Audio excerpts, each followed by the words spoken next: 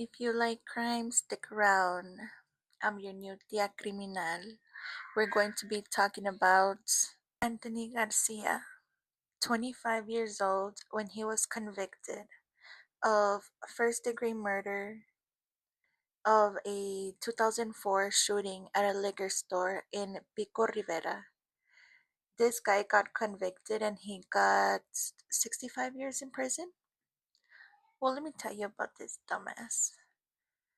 He avoided the a conviction of this. This was a cold case for about 4 years until he was picked up by police for driving with a suspended license in 2008.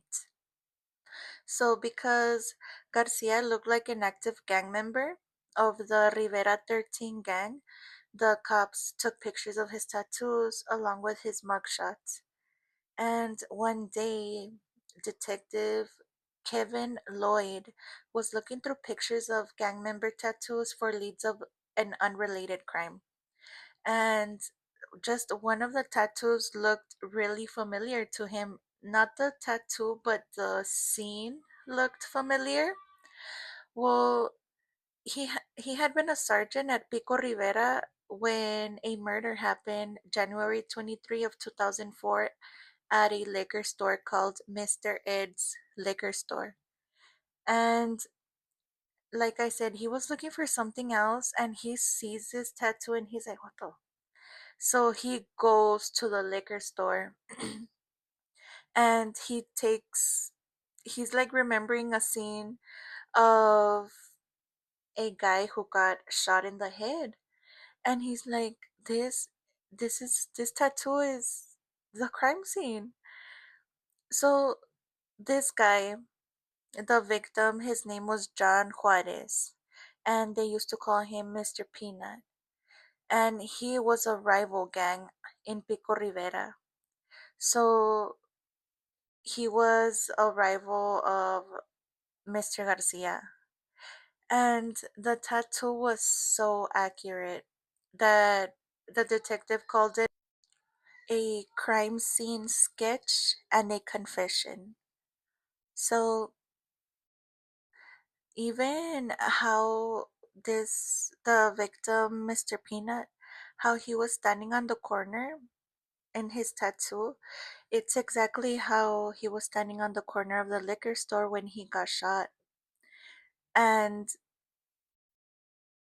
Garcia was arrested October of 2008 and charged with the murder.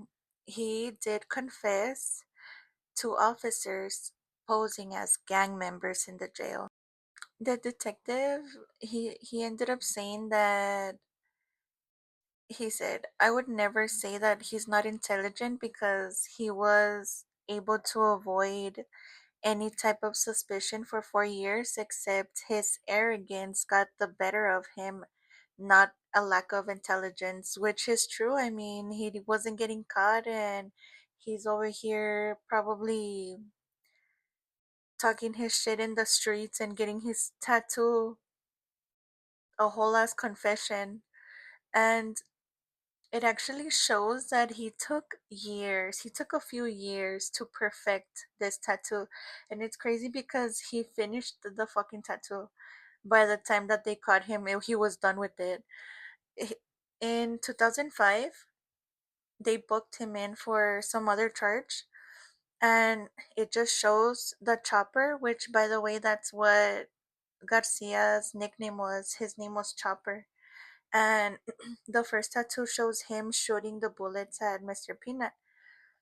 Later on, a year later, 2006, booking shows another booking photo for another charge. It shows that he added the liquor store, and then when he goes back into the 2008 booking photo for the suspended license charge, it shows the whole complete scene. So by 2008, a few years later after the murder, it shows everything, everything. And they actually examined other tattoos to see if they represented any other crimes, but so far As far as I found, I don't think they were able to connect those tattoos with any other crimes. Although those other tattoos were also pretty crazy. There was one that showed a man wearing a bandana around his mouth pointing a gun. Another one shows a man holding somebody in a chokehold with one arm pointing a dagger towards their head.